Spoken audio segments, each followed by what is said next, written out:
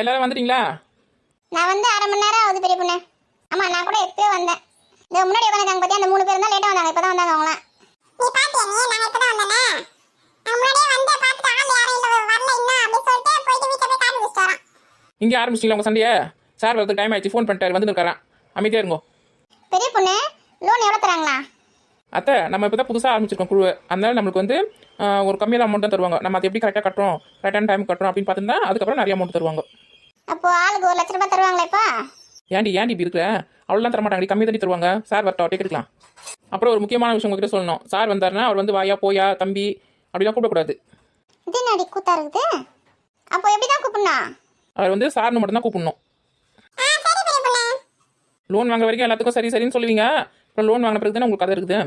நம்ம வாங்க போகிற லோன் வந்து வாரம் கட்டுற லோன். புரியுதா? இன்னைக்குனா திங்கக்கிழமையா?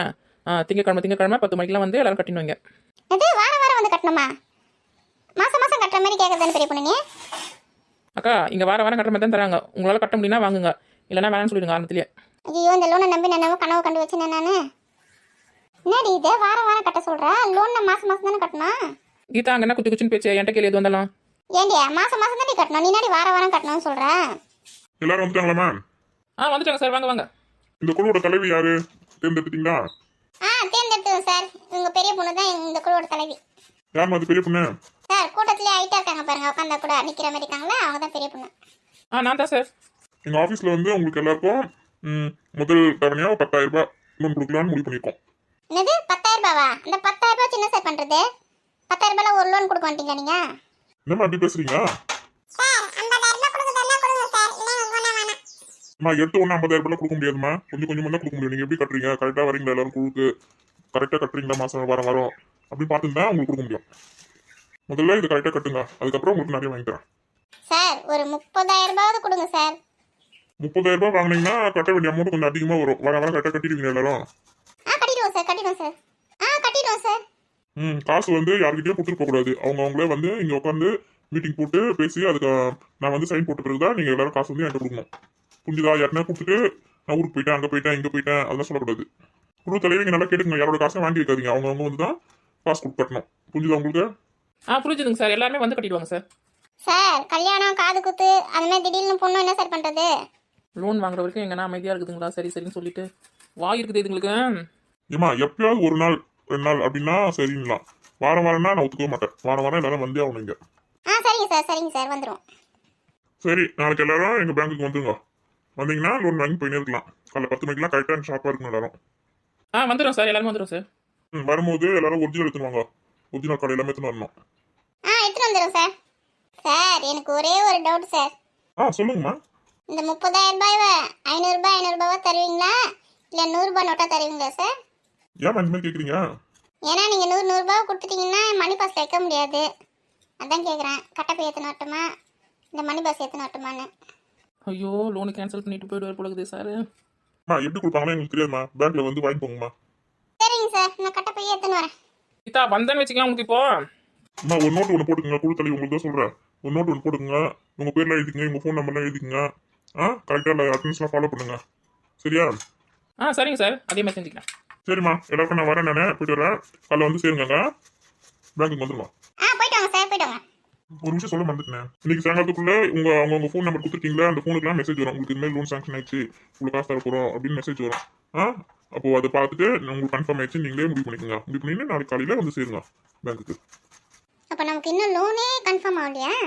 சரி, நான் வரமா. சார் சொன்னதெல்லாம் நல்லா கேட்டுக்கிட்டீங்களா? காலையில 10 மணிக்கெல்லாம் பேங்க்ல இருக்கணும். கிளம்பியே கரெக்டாக வந்து சேர்ந்துருங்க. எது வந்து சேர்ந்துருங்களா? நீ தான் கூட்டின்னு போன எங்க எல்லாரையும், நாங்களாம் வர மாட்டோம் தனித்தனியெல்லாம். நான் தான் கூட்டின்னு போகணுமா? இது நடிக்கு கதையா இருக்குதா? அதுக்கு தானே உன்னை தலைவியா போட்டிருக்கான். நீ தான் கூட்டின்னு போனோம். உங்களுக்கு லோன் வாங்கி கொடுக்குறது பத்தாதுன்னு இதெல்லாம் வேற சேவையெல்லாம் வேற செய்யணுமா? நீ நம்ம தலையில தூக்கி வச்சுன்னு போற மாதிரி ரொம்ப தான் சிலிப்பிக்கிறா. உன் வண்டி இருக்குல்ல, அதுல போலாம் எல்லாரும். நீ நம்ம வாங்கி கொடுத்த மாதிரி சொல்ற. அதில் நானும் எங்கள் அத்தையும் வருவோம்.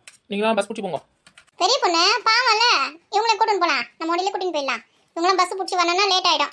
அதுக்கப்புறம் அங்கே சார் திட்டுவாரு. இவங்கள கூட்டின்னு போயிடலாம். அத்தை நீங்கள் சும்மா இருங்க. பெரிய பொண்ணு, நம்ம பெட்ரோல் போடுவோம்ல, அந்த பெட்ரோலுக்கு ஆகிற செலவை இவங்க எல்லாருக்கிட்டையும் வாங்கிக்கலாம். நம்ம மொத்தமாக சேர்த்து எவ்வளோ காசு வருதோ எல்லாருக்கும் பிரிச்சு கொடுக்க சொல்லிடலாம். இது சொன்னீங்களா? இது ஒரு நல்ல ஐடியா. சரி, பெட்ரோல் செலவு உங்கள் செலவு. வண்டி மட்டும் நான் எடுத்துன்னு வருவேன். அதுக்கு சம்மந்தம்னா சொல்லுங்க. வீட்டுன்னு போகிற நாளைக்கு. சரி பெரிய பொண்ணு, நான் காசு தரேன். ஓசியில் கூட்டின்னு போவான்னு பார்த்தா பெட்ரோல் காசு தரணுமா? சரி பெரிய பொண்ணு, நானும் தரேன். நானும் கொடுத்துறேன். நானும் கொடுத்துறேன். சரி, காலைல 9 மணிக்கெலாம் எங்கள் வீட்டாண்ட வந்து நில்லுங்க. நம்ம 9 மணிக்கு கிளம்பி போனால் தான் போய் சேர்த்து 10 மணி. சரியா? லோன் வாங்கிறதுக்கு போகிற நாளைக்கு பேங்க்குக்கு நல்லா சூப்பரான புடவை கட்டின்னு போகணும். என்ன கலர் புடவை கட்டின்னு போகலாம்? காலைல வரும்போது எல்லாரும் சாப்பாடு கட்டிங்க, குடிக்க தண்ணி எடுத்துங்க, ஃபோன் மறக்காம எடுத்துன்னு வந்து சேருங்க. இதே சார் போய் உடனே வாங்கினு உடனே வீட்டுக்கு வந்துடலாம் சொன்னாரு. ஆமாம், நீ என்ன சாப்பாடுலாம் கட்டின்னு சொல்கிறேன்? வேறு அங்கே போகிறோம், அங்கே எப்படி டைம் ஆகுமோ ஏதோ ஆகுமோ எனக்கு தெரியாது. அப்புறம் தண்ணி வேணும், சாப்பாடு வேணும் அப்படி சொல்லிட்டு என்கிட்ட கேட்டிங்கன்னா நான் எதுவுமே வாங்கி தர மாட்டேன். சரி பெரிய பொண்ணு, சாப்பாடுலாம் கட்டின்னு வந்துடும். ஆமாம், நம்ம கல்யாணம் வீட்டுக்கு போகிறோம். உங்களுக்கு லோனும் கொடுத்து சாப்பாடும் போட்டு என்ன பஸ்ஸில் தனியாக காசும் கொடுத்து அனுப்புவாங்கம்மா. வாங்க பெரிய பொண்ணு, எனக்கு காப்பி மட்டும் கொடுத்தா போதும் பெரிய பொண்ணு, சாப்பாடு கூட தேவையில்ல. அத்தை, நீங்கள் வேற ஏன் அத்தை இவங்க கூட சேர்ந்து நமக்குள்ள பண்ணுறீங்க? அங்கே எதுவும் தர மாட்டாங்க, நம்ம தான் வீட்டில் இருந்து எடுத்துன்னு போகணும். பெரிய பொண்ணு, பேங்க்குக்கு போனதும் காசை கையில் கொடுத்துருவாங்கல்ல? கையில் கொடுக்குறாங்களா இல்லை அக்கௌண்ட்டில் போடுறாங்களான்றது தெரியல, அங்கே போனால் தான் தெரியும். கையிலேயே கொடுத்துட்டாங்கன்னா கொஞ்சம் நல்லாயிருக்கும். ஏடிஎம் கார்டெல்லாம் போய் எடுக்க முடியாது. ஏடிஎம்மில் வந்து 20,000 ரூபாய் தான் எடுக்க முடியும். அப்படி இப்படின்னு சட்டம்லாம் சொல்லலாம். 30,000 அப்படியே கையில் கொடுத்துடணும்னு நினைக்கிறீங்க? கையில் கொடுத்தா நல்லா தான் இருக்கும். மேடம், அப்படி 30,000 ரூபாய்க்கு என்ன செலவு வச்சிருக்கீங்க நாளைக்கு? நகை வாங்கலான்னு தான் இருக்கிறேன். வாங்க வாங்க. கேட்டியா? துட்டு இல்லைன்னுட்டு லோன் வாங்கி நகை வாங்க போகிறாலாம். ஆமாம், நான் கூட கேட்டேன். நேற்று என் வீட்டுக்கு வந்து மிளகாத்தூள் காலியாக போச்சு, மிளகா தண்ணி வாங்க காசு இல்லை, கொஞ்சோண்டு மிளகாத்தூள் கொடு அப்படின்னு சொல்லிட்டு ஒரு கிண்ணம் ஃபுல்லாக வாங்கி போச்சு. இப்போ என்ன கதைன்னு கேட்டியா? நகை வாங்க போதான் நகை. நீ ஏன்டி மிளகாத்தூள் குத்த? இல்லைன்னு சொல்லி அனுப்பித்தானே. மூஞ்சி பார்க்கறதுக்கு பாவமாக இருந்ததுன்னு குத்தேன். இது இப்படி கசப்பூச்சா இருக்குன்னு நான் நினைக்கலையா? இங்கே பாருங்க, லோன் வாங்குறது பெருசு கிடையாது. வாரம் வாரம் எந்த ஒரு பிரச்சனையும் இல்லாமல் கரெக்டாக வந்து 10 மணிக்கெலாம், திங்கக்கிழமை 10 மணிக்கெலாம் வந்து டானு கட்டிடணும். புரியுதா? சார் வந்து 10 மணிக்கெலாம் நீங்கள் கரெக்டாக வந்துடணும்.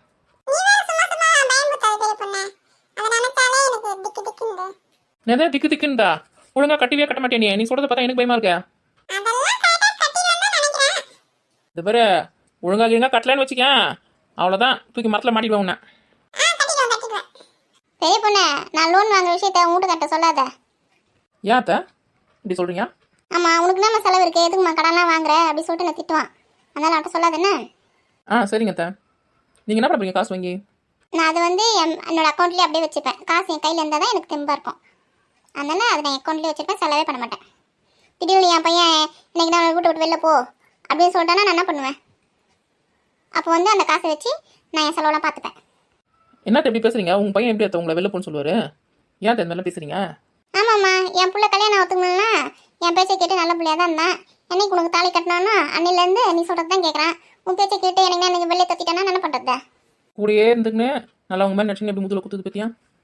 என்ன போய் இப்படி சொல்கிறீங்களா அத்தை? இதெல்லாம் நியாயமானு பாருங்க நீங்களே. ஆமாம், ஊர் கதைன்னா அப்படியே வாய் தந்துன்னு பார்த்துன்னு உட்காந்துருப்பீங்க. கிளம்புங்க, எல்லாம் வீட்டுக்கு அவங்க வீட்டுக்கு போங்க. காலை சீக்கிரமாக வந்து சேருங்க 9 மணிக்கெலாம். என்னடி இப்படி பேசுகிறேன்? சரி வாங்க போகலாம்ல. நம்ம ஊர் உலகத்தில் நடக்காத கதை கதை நாங்கள் உட்காந்து பார்த்துக்கிறோம்.